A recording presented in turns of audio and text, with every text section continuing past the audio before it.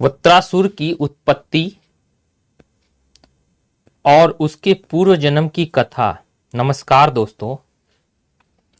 एक दिन जब इंद्र सिंहासन पर बैठे हुए थे तो वहां देवताओं के गुरु बृहस्पति आए। सत्ता के मद में डूबे हुए इंद्र ने ना तो आसन से उठकर उन्हें प्रणाम किया और ना ही यथोचित सम्मान दिया। बृहस्पति तुरंत वहां से वापस चले गए। जब इंद्र को अपनी गलती का एहसास हुआ तब उन्होंने सभा में ही भारी पश्चाताप किया और वे गुरु के पास क्षमा मांगने पहुंचे, किंतु बृहस्पति वहां से अंतर्ध्यान हो गए और उन्होंने देवताओं का त्याग कर दिया।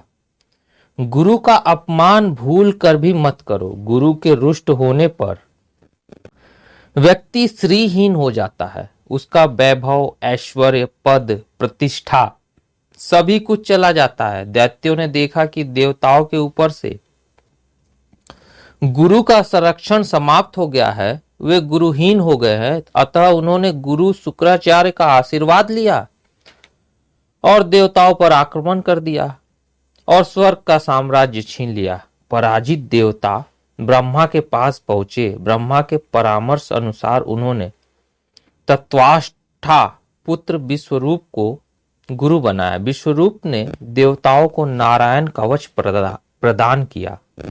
इस नारायण कवच वैष्णवी विद्या की सामर्थ्य से देवताओं ने असुरों को परास्त कर दिया और स्वर्ग का राज्य पुनः वापस प्राप्त किया। विश्वरूप का मातृगृह राक्षसों के कुल में था, अतः वे चोरी छिपे यज्ञ का भाग असुरों को भी देते थे। इंद्र के मना करने पर भी वह नहीं माने तो इंद्र ने विश्वरूप का मस्तक ही काट दिया। यह समाचार जब प्रजापति तत्वाष्ठान ने सुना तो उन्हें बड़ा दुख हुआ और उन्होंने संकल्प किया कि मैं ऐसा यज्ञ करूंगा कि जिससे इंद्र का वध करने वाला पुत्र उत्पन्न हो। उन्होंने यज्ञ किया, किंतु मंत्र बोलने में ऐसी त्रुटि गलती हो गई कि इंद्र को मारने वाले पुत्र की जगह इंद्र के द्वारा मारा जाने वाला पुत्र उत्पन्न हुआ।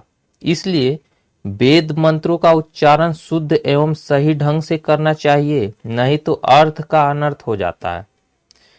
यज्ञ कुंड में से वृत्रासुर उत्पन्न हुआ। वह देवताओं को तंग करने लगा। जब देवता उसे परास्त नहीं कर सके तो वे भगवान की शरण में गए। उन्होंने कहा कि दधीची ऋषि की अस्थियों से वज्र बना सको तो ही वृत्रासुर मारा जा सकेगा। दधीची ऋषि की अस्थियों से वज्र बनाया गया, जिससे वृत्रासुर का वध हुआ। वृत्रासुर अपने पूर्व जन्म में चित्रकेतु नामक राजा था। उसकी ज्येष्ठ पत्नी का नाम कृतधुति था। उसके कोई संतान नहीं थी। एक बार अंगिरा ऋषि चित्रकेतु के घर पधारे। उसने रानी के साथ ऋषि से पुत्र की बार बार याचना की। अंगिरा ऋषि ने पुत्र का वरदान देकर चले गए और यह भी कह गए कि राजन, तुम्हारी पत्नी के गर्भ से एक पुत्र होगा जो तुम्हें हर्ष और शोक दोनों ही देगा। 1 वर्ष के बाद कृतधुति ने एक सुंदर बालक को जन्म दिया। राजा रानी बड़े प्रसन्न हुए और उस पुत्र के लालन पालन में ही उनका पूरा समय गुजरने लगा। राजा कृतधुति को अधिक स्नेह करने लगे। राजा की और भी रानियां थीं।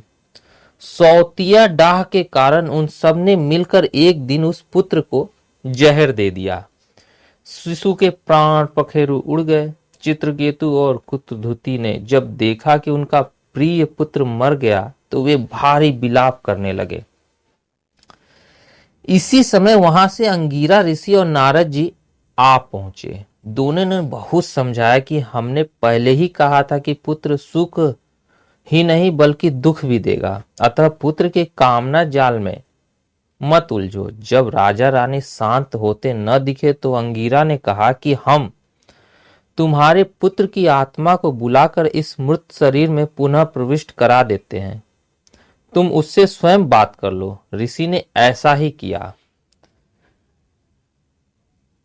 राजा रानी पुत्र से लिपटकर खुशी के आंसू बहाते हुए स्नेह करने लगे, परंतु शरीर के माध्यम से उस दिव्यगत आत्मा ने कहा, ना तो आप मेरे माता पिता हैं और ना ही मैं आपका पुत्र हूं। मैं तो अपने कर्मों को भोगता हुआ विभिन्न योनियों में भटक रहा हूं। अनेक जन्मों में मेरे अलग अलग माता पिता हुए, मैं किस किस को याद रखूं। यह सुनकर राजा के ज्ञान चक्षु खुल गए। नारद जी ने उन्हें संकर्षण विद्या का उपदेश दिया। उस उपदेश अनुसार उन्होंने तपश्चर्या की। राजा ज्ञानी और सिद्ध हो गए, विद्याधरों के अधिपति हो गए।